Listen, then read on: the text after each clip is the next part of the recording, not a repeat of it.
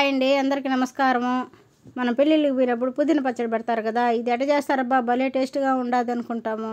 అదే టేస్ట్తోనే మనం ఇంట్లోనే చేసేసుకుందాం. దీని ప్రాసెస్ ఏందో చెప్తారండి. ఇప్పుడు ఒక బాండలు పెట్టుకోండి. నేనైతే మూకుడు పెట్టుకున్నాను. దీంట్లో కొంచెం ఆయిల్ పోసుకోవాలా. ఒక 3 స్పూన్లు ఉద్దిపప్పు, ఒక 3 స్పూన్లు పచ్చెనిపప్పు వేసుకోవాలా. 1.5 స్పూన్ వచ్చి ధనియాలు వేసుకోవాలా. 1 స్పూన్ వచ్చి జీలకర్ర వేసుకోవాలా. అట్లాగే 4-5 ఎండుమిరపకాయలు వేసుకొని కొంచెం సేపు వేయించుకోవాలా.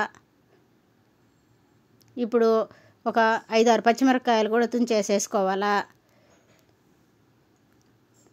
దీంట్లోనే ఒక 10 గింజలు మెంతులు కూడా వేసుకోవాలా. ఇవి బాగా దోరగా వేయించుకోవాలా. ఇవన్నీ వేగిపోయినాక ఒక ఎర్రగడ్డ తీసుకొని కట్ చేసేసుకొని దీంట్లో వేసుకోవాలా. అలాగే టమాటాలు కూడా వేసుకోవాలా. ఇప్పుడు ఒక రవ్వ వేగిన తర్వాత శుభ్రంగా కడిగి పెట్టుకున్న పుదీనా కూడా వేసుకునేసి ఒకసారి బాగా కలిపెట్టేసుకోవాలా.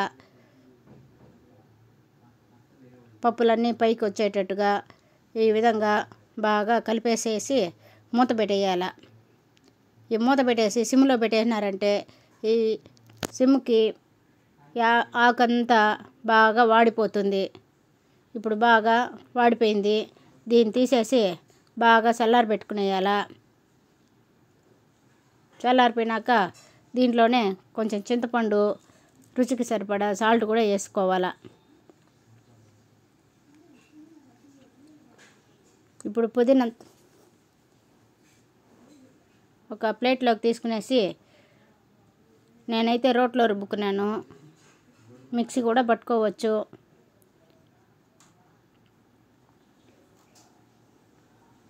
ఇప్పుడు పచ్చడి అయితే మెదిగిపోయింది. దీన్ని పక్కకు తీసుకునేసి ఒక గిన్నెలోకి తీసుకునేసి పోపు పెట్టుకునేస్తే సరిపోతుంది. టేస్టీగా ఉండే పుదీనా పచ్చడి రెడీ అయిపోయినట్టే. ఈ వీడియో కానీ మీకు నచ్చినట్లయితే లైక్ చేయండి, షేర్ చేయండి, సబ్స్క్రైబ్ చేయండి. Thanks for watching.